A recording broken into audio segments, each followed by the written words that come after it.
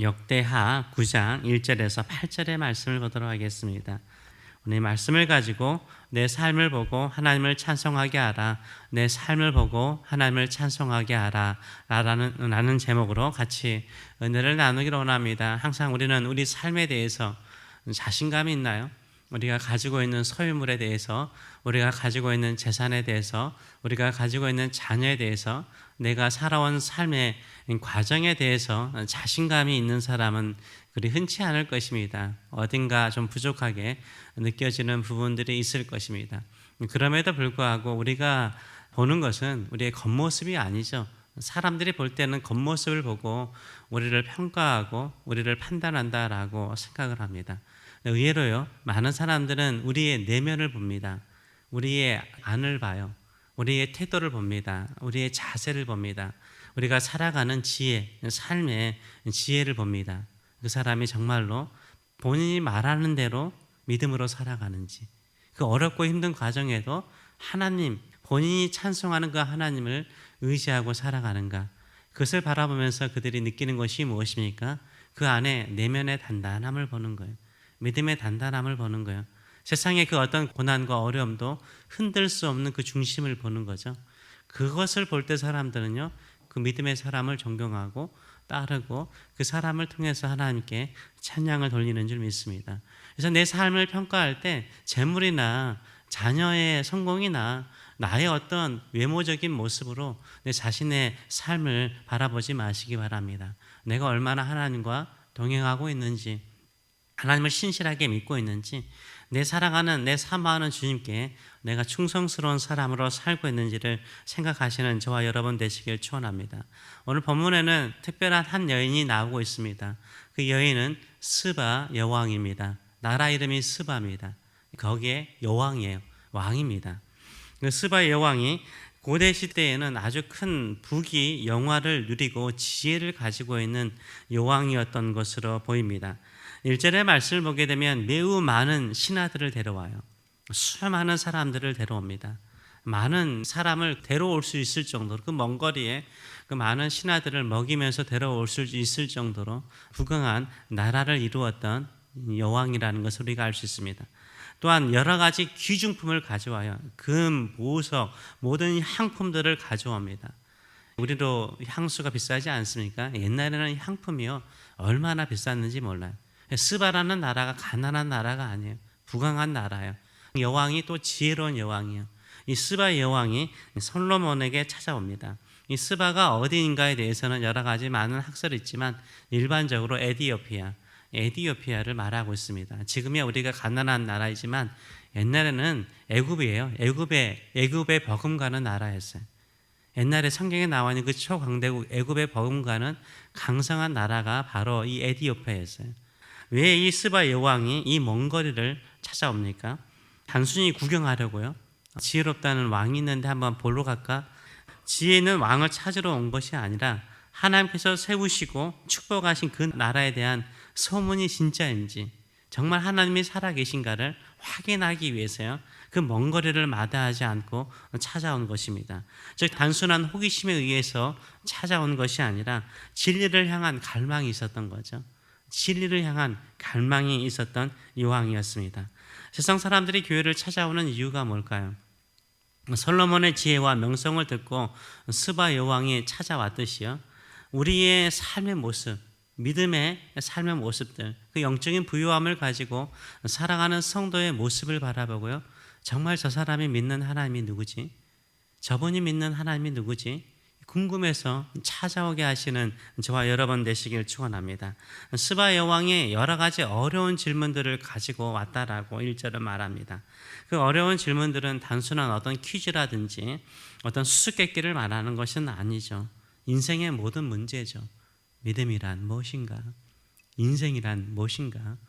인생을 살아가면서 참 어렵고 힘든 일들이 많은데 힘들고 어려운 일들이 왜 있는가?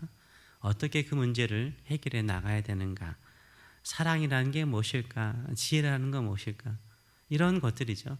인생의 모든 것들에 대해서 궁금해하는 것, 내적인 갈등을 일으켰던 수많은 질문들을 솔로몬에게 물어봤는데 솔로몬이 하나님의 지혜를 가지고 지혜롭게 모든 답을 해 주었다라고 말을 하고 있습니다. 2절의 말씀을 보게 되면 솔로몬이 그가 묻는 말에 다 대답하였으니 솔로몬이 몰라서 대답하지 못한 것이 없었다라고 말하고 있어요. 이 솔로몬의 지혜에도 한번 놀랍니다. 근데 스바 여왕이 진짜 놀란 것은 솔로몬의 지혜로만 놀란 것이 아닙니다. 바로 솔로몬과 이스라엘 백성들이 누리는 영광이었어요. 그 안에 있는 놀라운 장면들이 스바 여왕을 감탄하게 만듭니다. 황홀하게 만들었다라고 말을 하고 있습니다. 3절과 4절의 말씀을 보게 되면 스바 여왕이 솔로몬의 지혜와 그가 건축한 궁과 솔로몬의 지혜는 어려운 질문을 통해서 그가 얼마나 지혜로운가를 알았어요.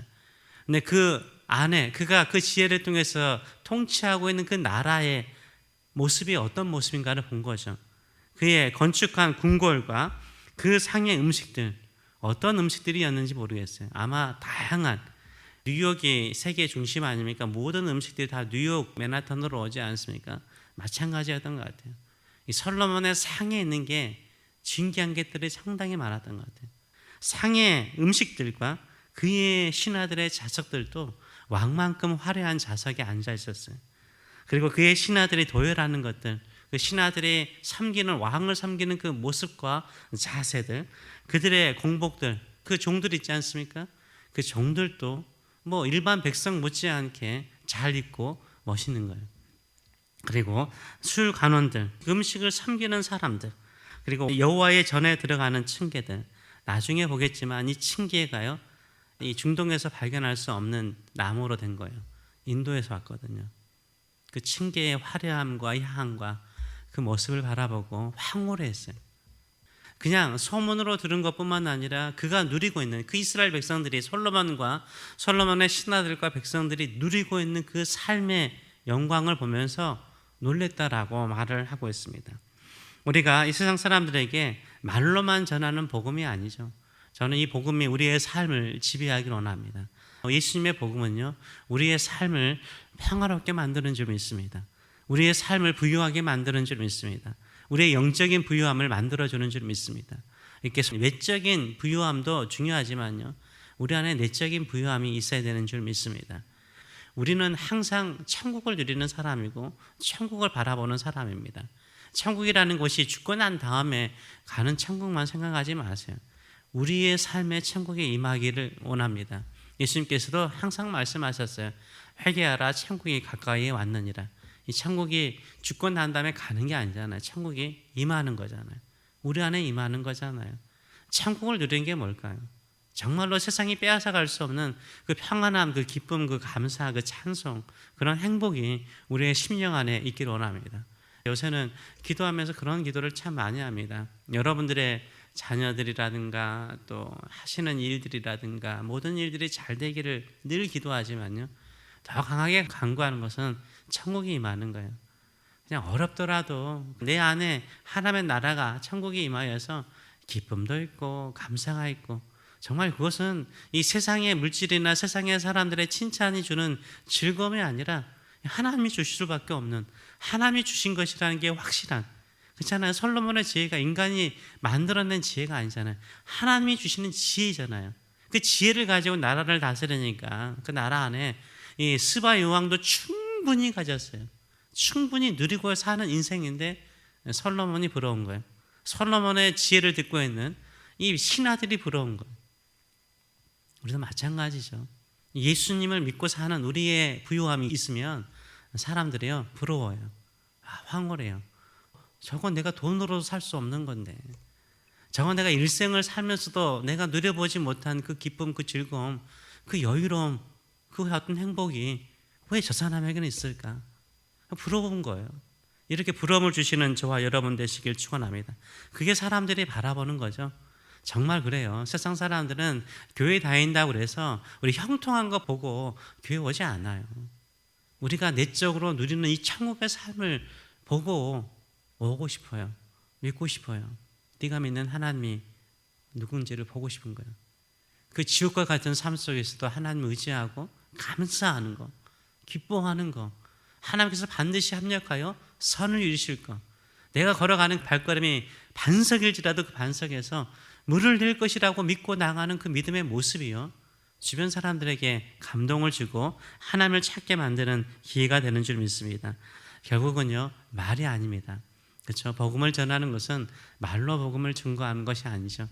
삶을 통해서 복음을 증거하시는 저와 여러분 되시길 축원합니다. 저도 행복이라는 단어를 참 좋아하긴 하지만요, 자주 쓰지 않아요. 너무 우리 자신의 즐거움만을 위해서 사는 것처럼 느껴지긴 합니다. 근데 진짜 행복이 필요한 것 같아요.